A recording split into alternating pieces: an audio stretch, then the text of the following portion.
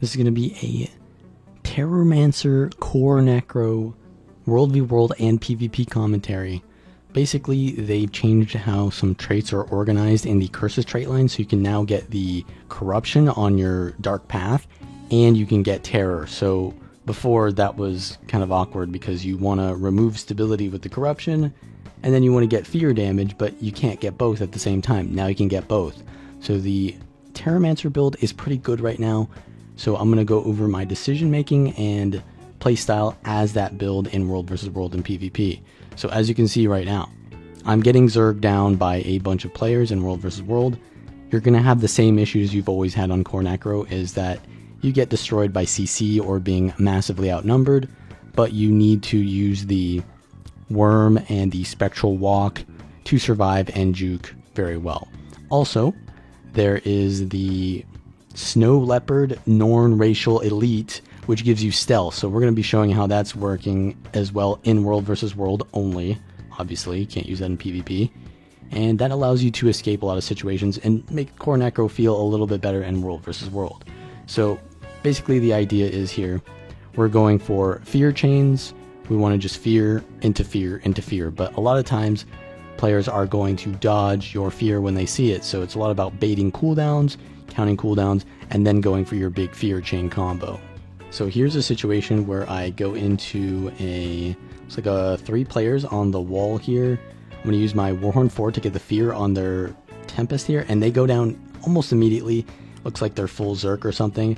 They go in stealth, so I'm going to use my 5 skill and my 4 skill to AoE while I'm moving around, and that also reveals the 5 skill, so that is pretty good for, showing me what they're doing there, even though I can pretty much just AoE them there.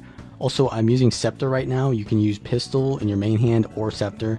I feel like Pistol's better in like PvP and Scepter maybe in World vs. World, but either work really. And we're going to jump off the wall here, and I'm going to look for my fear target on the... Yeah, there's a lot of people here, so I'm going to try to get my Worm out. I'm going to port away, and now they're chasing. I have the Snow Leopard ready, so I can use that if I really need to, but it seems like I can save it a little bit longer. I use the Spectral Ring behind me to kind of zone them, and I'm going to reset. Look for a different engagement because there's a lot of them here. Maybe I can single one out. Yeah, they're taking the bait, and it looks like their Ellie is just going to auto attack me with Scepter, so that's putting some burn on me. I use the fear behind me to get a little bit more distance to give me time to get to the terrain over here, but I realize that the wall is actually down, so there is no stairs, so I have to go back. This is kind of unfortunate because I don't have any terrain. I use the fear into the staff fear, and then I go into the Snow Leopard here, and I noticed that their Ellie almost died there, so I was going to go for a stealth stomp, but I ended up not going for it. So I'm going to just keep stealthing here with the Snow Leopard, changing directions after I go into stealth, and then the 4 skill, you want to hold that in, and you get a lot of distance by doing that. So yeah, you can see it's kind of ridiculous in World vs. World for escaping. So now we're going to keep trying to re-engage on them, try to look for the situation. I get the fear on... I do not get the fear on their Ellie, but they are kind of low. There's the fear on the 4, but they stun break it, so stun breaks also work on fears. So a lot of times you have to bait out a lot of cooldowns because you have to bait out Condi cleanses and stun breaks. And we're going to use the Spectral Walk to juke there, and that puts me at the back of their team, which basically means I'm by the people who are taking the most pressure because they're kiting. They're trying to, like, basically what they're doing to me is they're just, when one person takes pressure, they kite, and then everyone else plays more aggressively, which is kind of annoying for me, but it's the correct play. But the Ellie still goes down because I have so much AoE cleave from the Shroud. We're just spamming the staff marks and the Scepter 2, but I'm also getting headshot spammed, and this is not really good, so I have to use all my dodges. I get my heal off before I go into Shroud, which is really nice, and we're able to finish off the Ellie, but now the other Ellie and the Spectre are just going to keep spamming on me. I'm using my Shroud 4 to keep my health up. I get a nice fear on the Spectre, and don't land my staff fear. They dodge through it, so I'm going to have to get out of here. I'm waiting to use my Spectral Walk here, and I'm going to have to juke with it, potentially. They keep headshot spamming me, so I have to back off. I know that my Spectral Walk is coming off soon here, so I'm going to take it back and try to use the Worm there, but they're headshot spamming me again, so I can't get my Worm off. I do get my heal off, though, but here comes more headshot spams. And I'm also using Death Magic here, which I think Blood Magic is a little bit better, but I was testing Death Magic here. And yeah, you can see we're going to get finally taken out here, but you can see how the kiting and looking for those kills in between, it kind of works out. Even though you're kind of slow, you have like burst mobility with those cooldowns. Here's a 1v1 with a Spellbreaker. This build is very good in 1v1s, but it is susceptible to CCs, and Spellbreakers have a lot of that, so I really want to make sure I don't get hit by any of these CC skills. I use the Spectral Ring to hide inside. They dodge through with the resistance and their full counter. I get stunned, and I need to back off. Don't waste my dodges yet. They're going to go into their Rampage, and that's a lot of CC, so I'm going to just camp in Shroud right now. I land a nice Shroud 2, which corrupts a lot of boons, which is going to be nice, but they're just spamming me with CC. They dodge my fear, so that's really important that you bait out your dodges before you're going to use your Doom spell, because then they're just going to dodge it, and then you're in a really bad spot. I have to dodge that full counter, or I'm going to get CC'd again. They pull me, and I use my Worm. So we're kind of low here. We've got not many cooldowns to go for. I'm going to go for the Pistol 3, but they dodge that with full counter. My fear does land, and I do a Spectral Ring to get another fear when they try to dodge. They cannot dodge through Spectral Ring, so they'll get interrupted in their dodge, which is pretty nice. And you can also fear them through the Spectral Ring to get secondary fears. We do land the Immobilize there, and they're forced to use their Greatsword 3 to get out of that Immobilize. And we're just kiting here. I can port back with my Spectral Walk, but I choose not to. Probably should have. I dodge their Bull's Charge, and I land a fear, but they're going to stun break that with their weapon swap.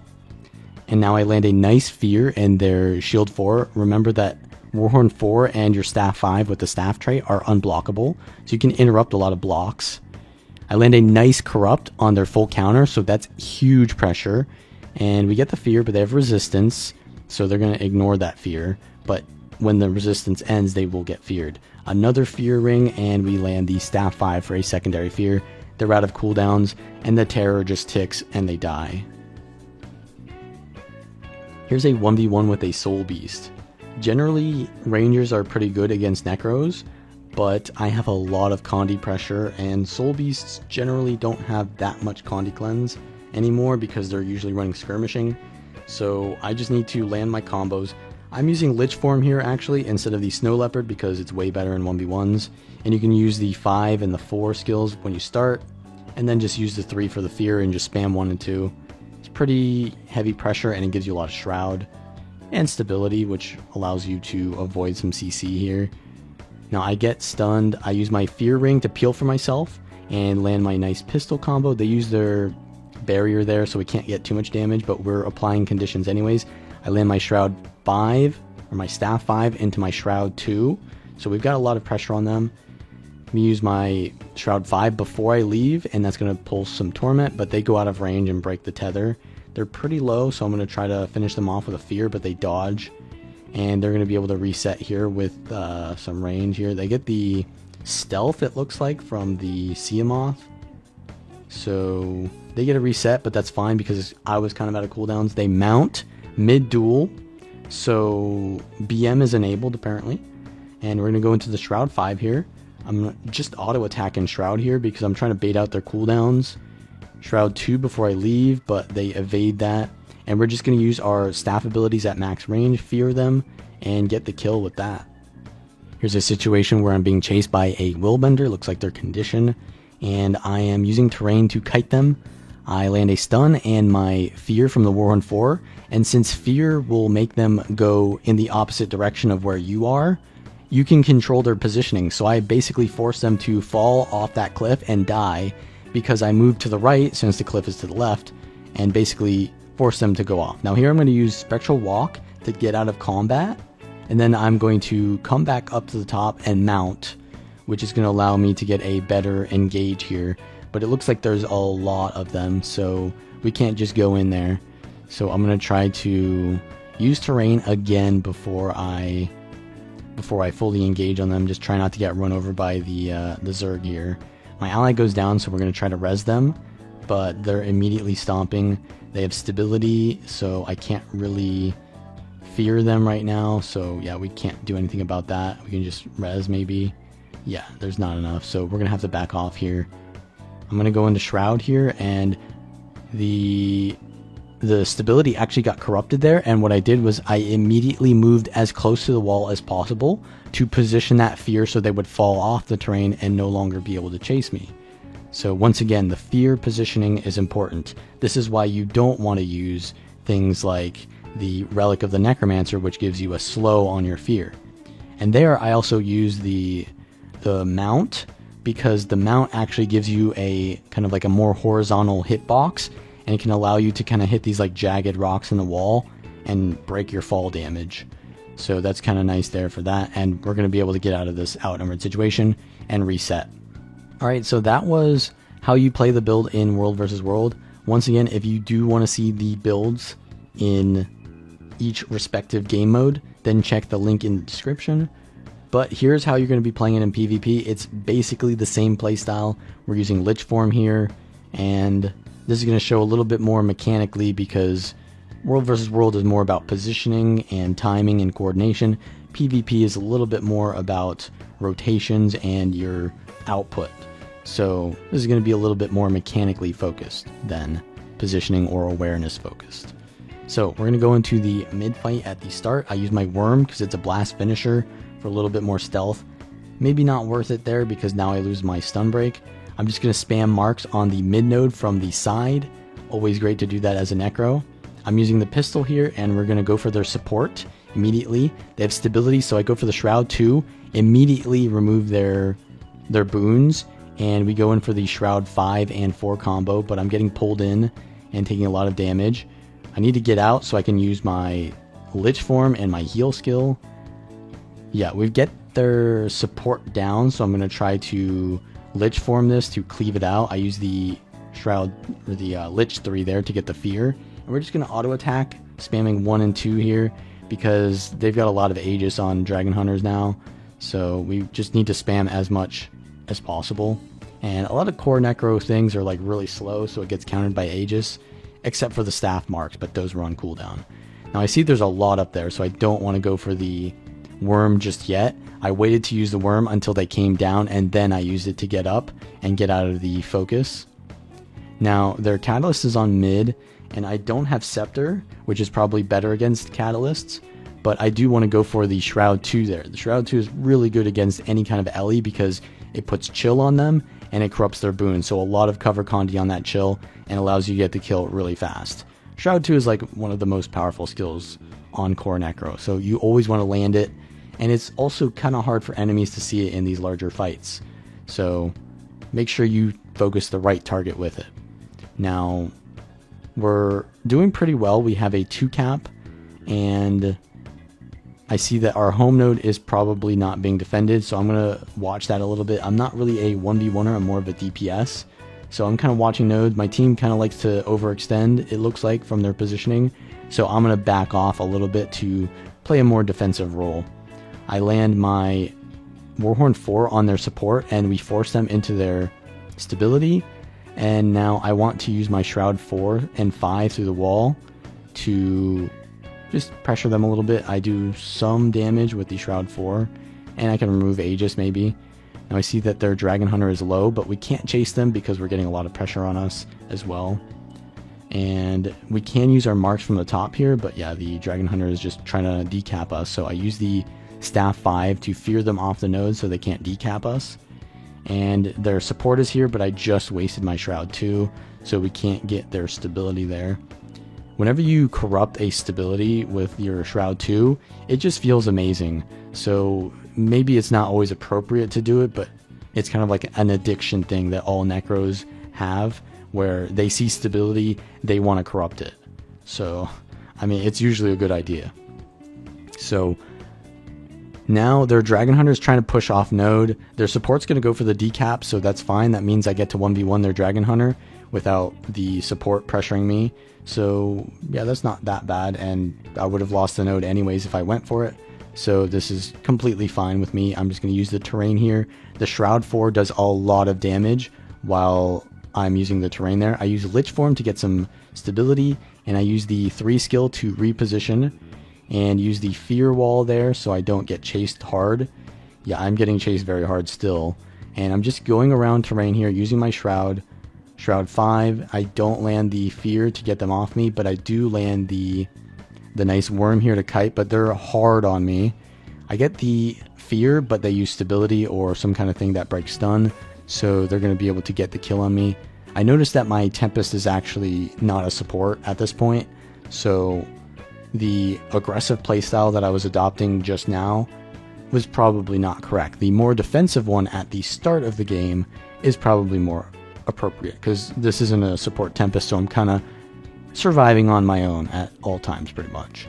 So yeah, more defensive positioning, though I guess I was being chased by 3 for a while there, so it wasn't really me playing too aggressive. So I'm going to respawn here, and I'm going to immediately just spam all my Necro staff marks on them.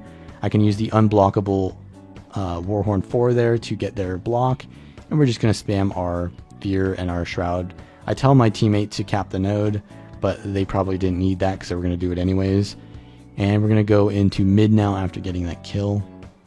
So next, what we want to do is find the next target. I see they get stability from the Doliac stance. I try to use my Shroud too. It doesn't look like it gets the Corrupt, but we went for it at least. An attempt was made. Their support blocks my Fear. Oh, I actually landed the Fear, but they're going to break that immediately. I'm looking for the target.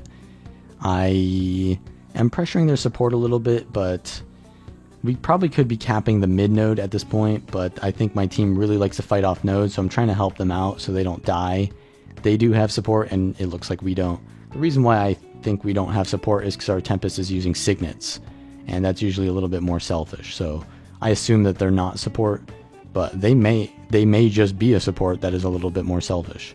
We land some of our Shroud skills through the wall there with the Shroud 4, and I use my Fear on the support in case they're going to go for the res, but it looked like their Signet was on cooldown anyways. Now I'm going to cap the node because it looks like no one else wants to cap the node. They just want to keep chasing, which is fine, I guess. So now our team is targeting, so I want to potentially go for that kill, but I know that their team is also respawning and no one was watching the mid or the home node, so I'm kind of playing like a defensive-ish, not a duelist, but sort of like a I'm watching the nodes kind of guy. But we do get some kills there from the amount of pressure that my team is putting out. I use my worm to get back to mid after getting pulled by the Dragon Hunter, which is going to prevent me from getting focused, but now our Willbender has been taken out, so that's not good. I'm going to use my Lich here and just auto attack because we don't need to use the Fear. Use the 4 and 5 skills if possible, and I'm going to go for the Fear here maybe. I don't actually go for the Fear. That's actually strange because that Fear is really strong. It's like a really long Fear in Lich form there. So usually you want to at least use that once per Lich form, but apparently just auto attacking seemed like it was a better prospect to me. So yeah, at this point we've got the double cap. Not dying is usually going to pay off pretty well as this build because you can constantly keep pressuring the enemy and keep getting kills. But if you're being focused really hard, then you want to be using your worm, your positioning, and just fearing enemies off of you. But for the rest of this match, I think we're pretty much going to be watching the back node because it seems to be doing really well for us. I see the stability and I go for the Shroud 2. It doesn't land on their Fear on the stability, but I land a Fear anyways after the stability ends, and that amount of pressure is good enough to really get their cooldowns out. So now I know that I want to go for a final Fear to get the kill here. I land some CC with the Pistol 3, and then we're going to go for the CC on their support so they can't res, but that's on cooldown, so we're fine here. Now their Dragon Hunter is on mid. I'm just going to spam my staff marks. We get out their Save Yourselves, I believe, and they're just blocking with Aegis, so I can't land my Fear. We're in a bad spot here, so I dodge out. I get True Shotted, so I'm just going to use my... I should have used that sooner, to be honest. But yeah, this is a really bad spot. I've taken all of my health. I don't have much Shroud, but my allies are here, and my Tempest is doing a lot of pressure to them, so this is a pretty good situation. My teammates came and saved me from being in this really bad matchup. And I'm going to cap the node, or yeah, the Tempest is going to cap it. So I'm actually going to leave, look for some kills, but I'm going to keep my positioning here because it's a really safe spot here. And I'm going to jump down. So I'm in a little bit more of a dangerous positioning. My team is at far, which is honestly not really needed to win the game and is almost a throwing positioning. So I don't want to invest into this fight very much. I immediately get stunned, and that signals to me that now I'm being focused. The Dragon Hunter has the pull, so I use my stun break, and I'm going to immediately cast my worm to get out, and we're just going to play safe here. They've already capped our home, so I'm just going to back off and go to mid, because whoever capped our home node is now going to come to mid. So I don't want to like go into like our team is like dying and we're going to lose all of our nodes, so I want to back off and go to mid. Their Dragon Hunters here. I'm going to Lich for them, but they pull me, so I'm going to Shroud just to get a little bit of extra health here. And this is a really bad situation because my ally has just died on the node and we're in a very losing situation now. So I want to just not die, head a little bit towards home because that's the first place that my teammates are going to be heading towards when they respawn. So we're just going to go for that. I have a stun. That was a really bad stun break by me, to be honest, because it didn't really do anything and I didn't really need to stun break anyways. So we're just going to let our Tempest cap the node. If the Dragon Hunter wants to prevent the full cap, then he needs to go for the Tempest. So this is a pretty good situation for us because the Dragon Hunter basically is going to be peeled off of me by the Tempest capping the node. And their team is basically forced to all come in here to prevent losing. So we need to stop this. It looks like their support doesn't have the Signet. I'm not even sure if they're even running the Signet, to be honest. But yeah, all we need to do is just kill whoever's on our home and we win. So yeah, that's all we do. Our team is regrouped here at home. They got the kills with us. And that's pretty much how you play the Core Necro. So if you like this content, be sure to give the video a like. Subscribe if you want more of this kind of content. And of course, always check out guildgen.com for the best builds and gameplay for all kinds of classes for Guild Wars 2. That being said, see you all next time.